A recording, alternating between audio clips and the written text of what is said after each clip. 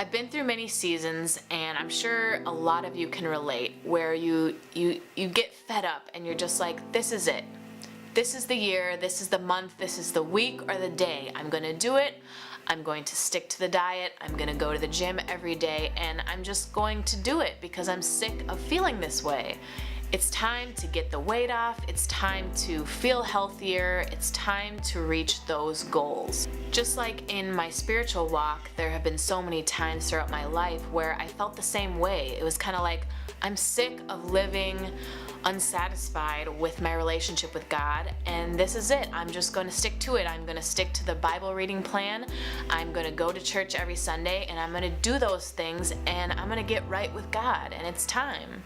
I changed the way that I approached both of these endeavors, and that was to really stop focusing on the way that I look and how things appear on the outside, and really focus on how are things on the inside. So stop focusing on the way that my body looks to other people and start focusing on my core and my strength and my muscles and my energy and my digestion. And also, in a spiritual sense, stop focusing on what other people think about me and looking like the right kind of Christian, and really focus on what's going on the inside. How is my spirit doing on a deep, deep level?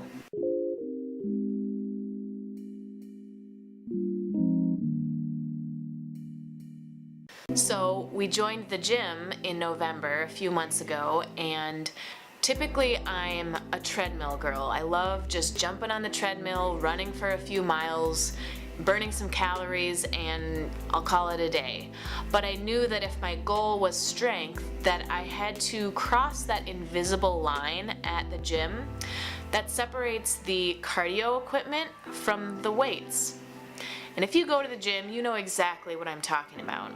So here I am, this slightly overweight white chick, walking into the weights section at the gym, and my eyes were probably like a deer in the headlights. I had no idea where to start, and there's all these totally jacked people around me who looked like they knew exactly what they were doing. I like to call those jacked people that you see with giant muscles who know exactly what they're doing, the lunks, the gym lunks. There was a commercial a while ago that called that section of the gym the LUNK ZONE. I'm gonna be honest, I was scared and intimidated. There was many times that I just turned right back around, went back to my safe little corner with my treadmill, but I finally was able to push past that fear and get out of my comfort zone, get off the treadmill, and go over to the weights section, and I just started where I was at. Even if I ended up looking weird or different or even stupid. Oftentimes the same thing happens when we walk into a church and we see all these spiritual lunks.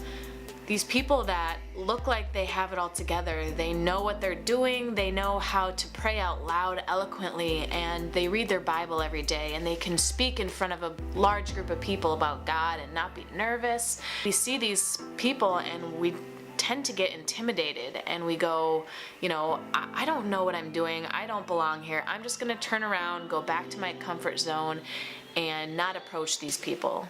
Sometimes you're afraid of what those spiritual lunks will think of you if you step out in faith and maybe pray out loud or raise your hands during worship or speak in front of a large group of people and stumble over your words. Those fears of what those people think of you can hold you back a lot of the times. And so for me, it wasn't until both at the gym and at church that I stepped past those fears and pushed them aside and stopped caring what those people thought of me, that I started to see amazing growth in both of those areas. It's so important that we aren't afraid to look stupid and even to fail in front of other people, because that failure, even when other people see it, is a part of the process of growing and changing ourselves. So even if I went to the gym and used the weight equipment completely wrong and someone came up to me and told me, this is really the way you're supposed to be doing it, and I was embarrassed, well, even in that situation, I learned from that and I became better and I became stronger in turn because I started doing that exercise properly.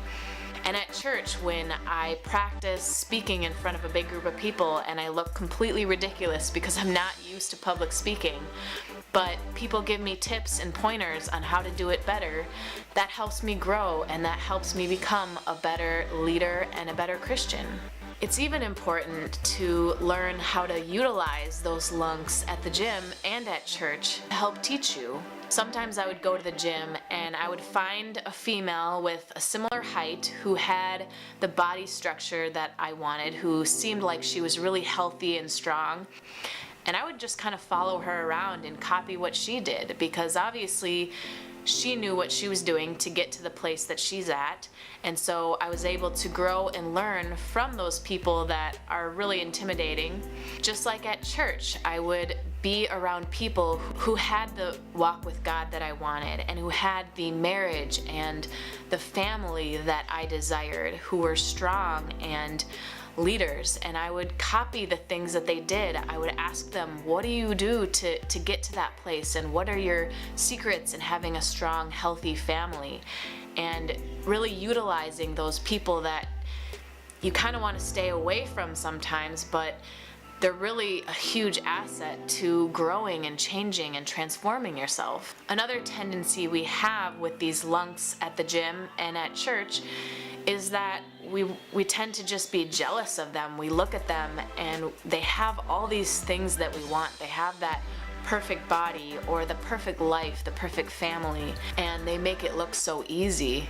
But those people didn't get to that place on accident, and pretty much in every case, both with lunks at the gym and lunks at church, they worked really hard to get where they are. They worked really hard to build those muscles. Those church lunks worked really hard to do the daily tasks that it took in order to build that strong, healthy family. You shouldn't be jealous of those people if you're not willing to do the hard work that it takes to get to where they are. I just want to end with a really good Bible verse.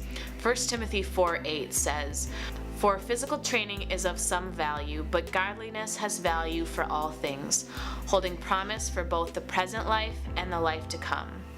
So although my physical transformation of losing 60 pounds and strengthening my muscles and feeling strong in my core and feeling healthy and energized every day, that's all really incredible and amazing. But my spiritual transformation is much more important and is something that I'm honestly more proud of than losing 60 pounds, because it's something that cannot be taken away from me. I mean, I could be in a car accident tomorrow and my body could be completely mangled and all that progress lost. But if I die tomorrow, that spiritual progress that I've made isn't for nothing. So I did want to share with you guys my before and after pictures, mostly because I want it to help inspire people and to motivate people that, these small changes over a long period of time can really make a huge difference. I want to inspire people to be healthier and stronger physically and healthier and stronger spiritually. So the picture on the left is of myself about a month after I had my third son, and the picture on the right is of me the other day.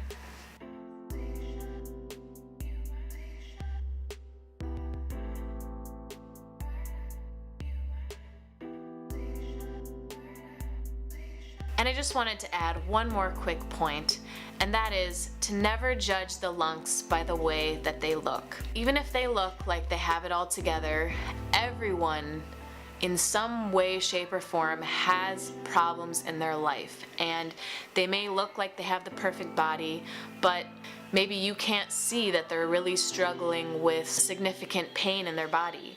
And the people at church might look like they have the perfect family or the perfect marriage, but really there's no such thing. And they might be struggling behind closed doors with something that you can't see from the outside.